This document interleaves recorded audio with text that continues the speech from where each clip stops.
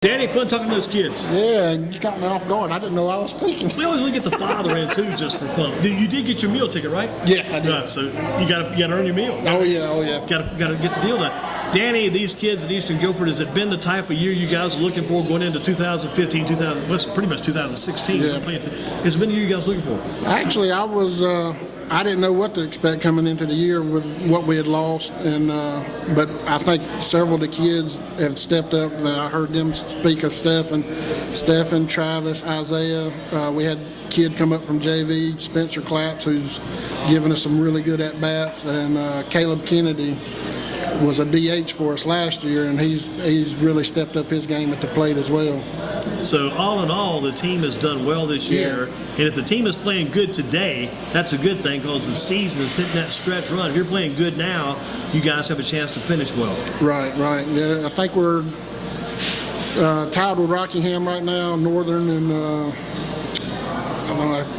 and maybe Western Alamance are right there just behind Eastern us. Alamance is not far behind. Yeah, Eastern That Alamance. is a big game that started at 7 o'clock. Eastern Alamance hosting Northern. That's a big game down there tonight. I would like, depending on who throws for Eastern Alamance, that could be a really good game to watch as far as arms. I don't know what Northern's going to throw, but if it's Pike or Cotter or from what I'm hearing, the Oots kid's throwing really well right now too. He threw well in that championship game. You probably saw that at New Bridge. Me and the boys listened to it on the radio. Oots threw well. He threw well that night. Yeah. Just a couple plays behind him, and he's probably got a win. Play at second base. Chapman, right? Cole Chapman. I feel bad for Cole. Oh yeah. I have to mention his ankles. He was the guy at second base when it happened. Boy, that was a tough play, and Northern had that game pretty much wrapped. Yeah, that's heartbreaking as a pitcher to have that happen behind you, but I'm sure the kid didn't mean to, and they'll win more than they lose. I promise you that with the arms they've got. They're going to play well, and you mentioned the pitching staff. You got Cameron Connor, you got Josh Pike, and you got John Clark, J.C. Oots. Very good staff at Northern. They can be a very good playoff team, but like you say, it depends on how everybody's playing right now because there's 2 weeks left in the regular season. This is it. We're at the 15th of April right now, to March the 15th. You got 2 weeks left in the year. That's right. It's coming down to crunch time. It's going to be who shows up and plays that night because from what I've seen through the conference, it really is not a big separation as far as teams. It's just who does it that night to me. Yeah, and that McMichael game last week sure tells a story about that, doesn't it? Yeah, I think, like the boy said, we might have got caught trying to look past them. But we did have a lead. We made a couple of errors that cost us 4 runs, 2 each. That had we made those plays, then it wouldn't have been an extra inning game. But it was back and forth. I give McMichael credit for hanging around and making it a dogfight to the end. You think of one thing, the game tomorrow night, Coach Jason Knapp will have Burlington Williams ready. They may be having a down year. They'll be ready tomorrow night. Oh, yeah. Coach Knapp, he's a really good guy. Him and Coach Kimry both have coached mine on the state games teams over the summer, and those guys are great coaches. They'll get their guys prepared and ready to play. And the big one, too, coming up next Tuesday, Northern Guilford. Actually, it's going to be a huge week for the whole week for us. We've got 3 conference games, and it's going to be 3 of the top teams. We play Western Alamance, Northern, and Eastern Alamance all in the same week. You go Tuesday, Wednesday. How's it stack up next week? I think it's Tuesday, Wednesday, Friday. Wow. So Northern definitely on Tuesday? I'm not 100. I know them in Western Alamance first. Eastern Alamance is our senior night on Friday. Right. So you're home all 3 times? No, we go to Western Alamance. Go to Western on probably Wednesday, possibly. Yeah. Well, that Northern game, if it's your place or their place, I definitely want to see that game. That's a game of interest. Yeah, that was a good one the first time around. We pitching kind of run out toward the end, and they put up a lot of runs in the last inning and kind of pull it out on us. But hopefully we can return the favor this time around. If Andrew pitches, you guys have a pretty good chance to win. He pitches well.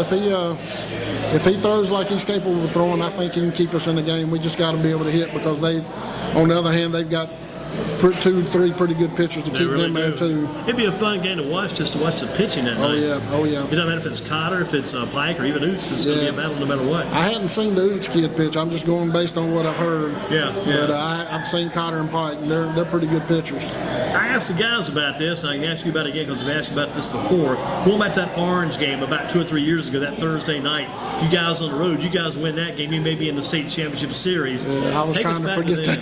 take us back to that because you got to keep it in the back of your mind so it doesn't happen to you again. What would you guys have been able to do to have won that game that night? What was the difference in that game? One play. I feel like it was one play. We had a runner on first, I think with one out, and then kid hits a soft liner to the second baseman, and I don't know what happened. He just missed it, and the kid was gone as soon as he hit it. So if he catches it, it's a double play ball, and we're out.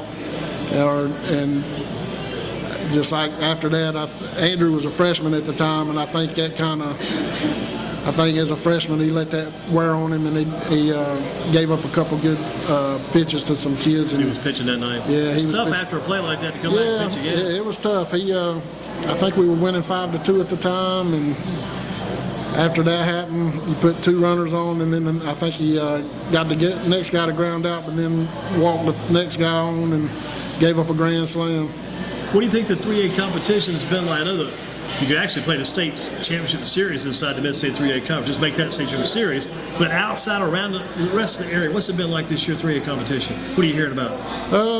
I really hadn't kept up with a lot of people. I know Orange just because I know some of the kids they've got. They've got a couple major league draft picks probably sitting on their roster with a pitcher and a catcher. And if you got Bryce Wilson throwing and then Debo behind the plate, they're going to be tough for anybody. Was there ever any, I always thought there might have been, ever any indication or thought behind the possibility maybe that Luke might have got drafted? Yeah, he's had a lot of interest. I'd say probably 6 or 7 teams he's filled out questionnaires for. He's done the questionnaires for them. He actually worked out the Mudcat Stadium for the Braves. Was that last summer or recently? That was last summer. Gotcha. Yeah, that was a pretty good little experience. When they did that workout, was it based on defensive show, offensive work, or timings? No, it was actually the guy that did it, the scout that did it, didn't have a clock watch, stopwatch, nothing. He just wanted to see what they could do. Billy Best was the scout, and they brung in probably, I'd say, about 20 kids from all different positions, and obviously catchers. They did their pop times behind the plate the second, did their BP rounds, run a 60, everything you do in a pro style workout, and they showed well. What about the Western Carolina decision? With the decision Luke to go to Western Carolina, you could have 3 kids up there next year. You could have 3 Robinsons after leaving Eastern Guilford in the start lineup. You had 3 Robinsons at Shadow Line Academy in the start lineup. You could have 3 Robinsons up at Western Carolina maybe in the start lineup. What would that be like for you? It was actually a little answer to prayer for me and my wife. Things didn't work out at Carolina, and he had a few options on the table that he could have taken, and I think the opportunity to play with his brothers again was the huge deciding factor.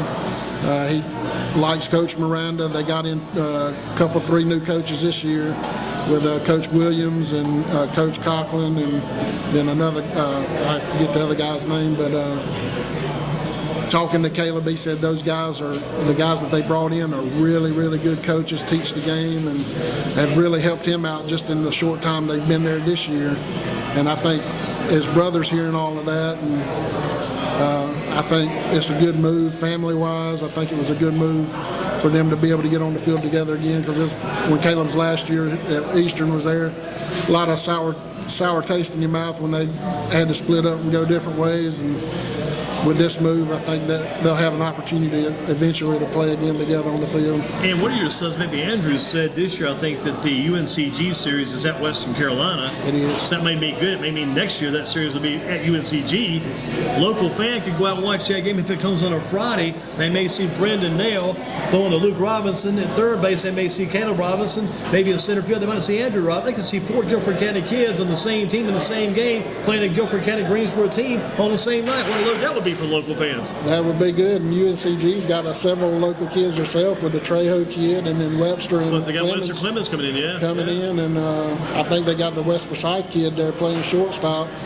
he's pretty good as well. Yeah, that trio kid's starting at third base, which is impressive to me. Yeah. Trejo, he's played with our boys from the time they were 8 years old, and he's a super good kid, come from a great family. He played that American Legion ball a couple of years ago, and that turned out to be kind of a crazy ending that year, that dispute they had. Yeah, but American Legion this coming summer, your boys are headed toward Mr. Moser's team, and that should be kind of fun for you guys too. Yeah, Caleb played his after his senior year. He played Legion ball. He had to play down in Graham for, I think it was 63. The talent was down there, but I actually love the schedule as far as the Legion. It to me prepares you for the next level with the 9-inning games.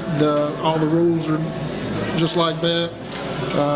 It's going to help Luke. Luke will have to run bases now. They won't be able to courtesy run for him I think anymore. that's a good thing too. Yeah. It makes you a better runner, makes you a better game player. And just that amount of games in a short period of time, where you got 3 conference games on a weekend in college, and then you got your 1 or 2 midweek games, and I think it's just all around a good move to prepare them for that next level in college. And plus, some of the kids will be coached by a former Eastern Guilford student and player too. Adam Gunn is helping the team, what I hear. Yeah, Adam's a good guy. I love Adam. He's one of the better hitters to come out of Eastern Guilford. He'll be able to help those young guys out a whole lot with the bat. Looking forward to that. Now, you get close to the end of this season. We asked Andrew and Luke both about this. Well, from a parent's perspective, the baseball season, regular season ends. They get ready to graduate. Then they got American Legion baseball starting up. Plus, they got the option of that beach trip. Do they go to the beach and they take a break then, or they go right into baseball? I say we go straight into baseball. I've heard them talk. I'm not a big fan of the senior trip. That's too much opportunity to get in trouble. Yeah, we'll stick to baseball. It may break the baseball rhythm too. They'll lose their rhythm. It will. I like to stay. Plus, there's so many games in a short amount of time. If you miss a whole lot, miss a week, you're liable to miss 4 or 5 games or more. You want to give another guy a chance to get your spot, so you got to have to take it away from him anyway. I'm not worried about that, because they got to compete no matter where they're at. Right, exactly. No matter what field you step on, you're going to have to compete against the next guy beside you and get it done.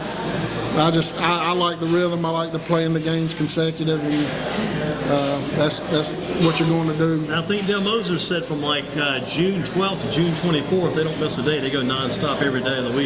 Yeah, Dale seems to be a really good guy. I just met him not long ago, and I'm kind of excited to see what we got going on. Got a bunch of good kids from local high schools that, like one of the boys said, have to play against all year, and finally get to come together and have some fun and play together. Yeah, don't worry about that arch rival stuff anymore. Right. Yeah. So we go Shining Light. We go Eastern Guilford. We're down the road, Western Carolina. Danny Robinson is a dad. Your wife is a mom. Parents, pretty happy about the way things have gone here. I agree. Yeah, like I said, Luke finishing up here at Eastern and going to Western ended up being a huge blessing to us. And I think for Luke, I think it ended up being the best situation for him as well. 2 final questions for Danny. You got the brothers. Right now, Caleb does not have the beard.